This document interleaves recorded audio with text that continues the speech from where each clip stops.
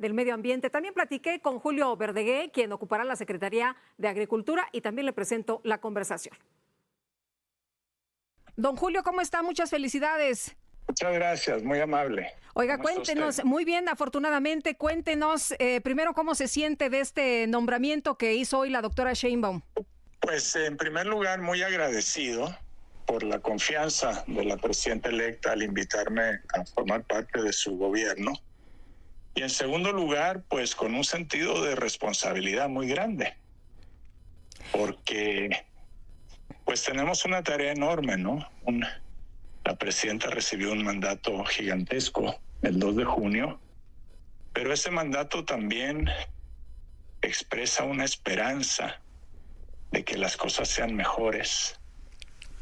Y también yo creo que es un mandato que se va a traducir en una expectativa de que hagamos las cosas bien. Sí, y sobre todo en una cartera tan importante como es la de Agricultura, don Julio. Pues muchas gracias. Sí, es una cartera muy, muy importante. Las mexicanas y los mexicanos vamos todos los días al mercado, o al tianguis, o a la tienda, o al supermercado, y compramos nuestra comida y creemos que crece ahí. Y no, detrás de ese alimento diario está el trabajo de muchos millones de personas, agricultores, ganaderos, pescadores, acuacultores, y muchas personas más en el comercio, el transporte, la agroindustria, que son indispensables para que podamos todos los días hacer algo tan fundamental como alimentarnos. Claro. ¿Se va a buscar más apoyos, más recursos para el campo? ¿Cómo se está vislumbrando esta tarea que viene? La presidenta nos ha indicado que en lo que corresponde a la Secretaría de Agricultura y Desarrollo Rural, tenemos que enfocarnos en tres grandes prioridades. El eje general, el concepto general que nos guía es el de la soberanía alimentaria. Y debajo de eso, tres grandes prioridades. En primer lugar, el bienestar de las personas que viven en el campo y que trabajan en el campo. Y aquí incluyo también a los pescadores y acuacultores.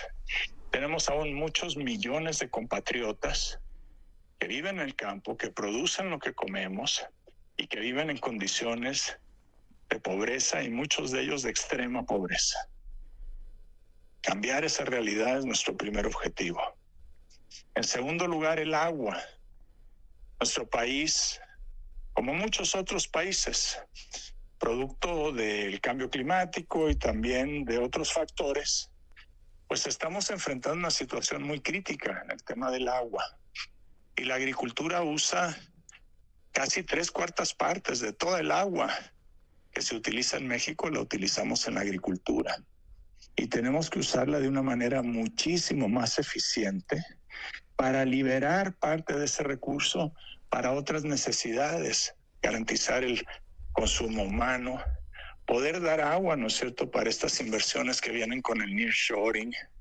En fin, entonces hay una agenda enorme, muy ambiciosa en materia del agua que nos involucra. Y la tercera gran prioridad es la producción. La producción en México ha crecido durante todos estos años del gobierno del presidente Andrés Manuel López Obrador, a pesar de los que muchos decían, pues lo decían sin atender a los hechos, porque los hechos y los datos son muy claros.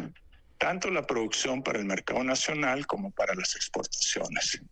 Y a nosotros nos interesa mucho mantener y acelerar ese crecimiento de la producción, no solo porque asegura el abasto nacional a precios justos y convenientes para las y los consumidores, sino también porque más producción es más empleo, más trabajo, mejores salarios, y eso nos ayuda también a la lucha contra la pobreza a la que hice referencia.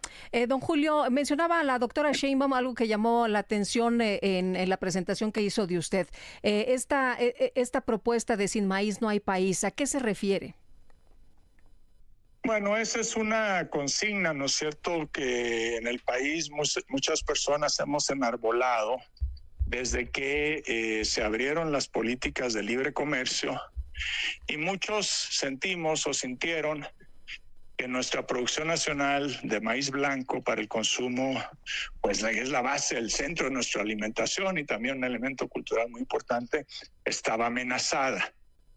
Y entonces fue una lucha para asegurar que en ese Tratado de Libre Comercio no se pusiera en riesgo esa actividad. Y después se ha convertido en una señal de decir, tenemos que proteger a nuestra agricultura nacional. Y el maíz es central. Somos autosuficientes en maíz blanco, que es el maíz importante para el consumo de nosotros los seres humanos. Es la base de la dieta nacional. Ya somos autosuficientes. Y nuestro compromiso es seguir siendo autosuficientes. Y además, la doctora Sheinbaum agrega un elemento que también es de mucho interés público. Nosotros decimos, no cualquier maíz blanco. Queremos un maíz blanco que no sea transgénico, porque no hemos necesitado los transgénicos para ser autosuficientes en maíz blanco. Nuestros productores de maíz son muy eficientes, son muy productivos, son millones de ellos y generan todo el maíz que necesitamos consumir. Entonces, vamos a mantener esa política, desde luego. Muy bien, pues don Julio, le aprecio mucho que haya tomado esta llamada y estaremos platicando, si usted lo permite, más adelante. Estoy a sus órdenes. Muchas gracias. Gracias y felicidades.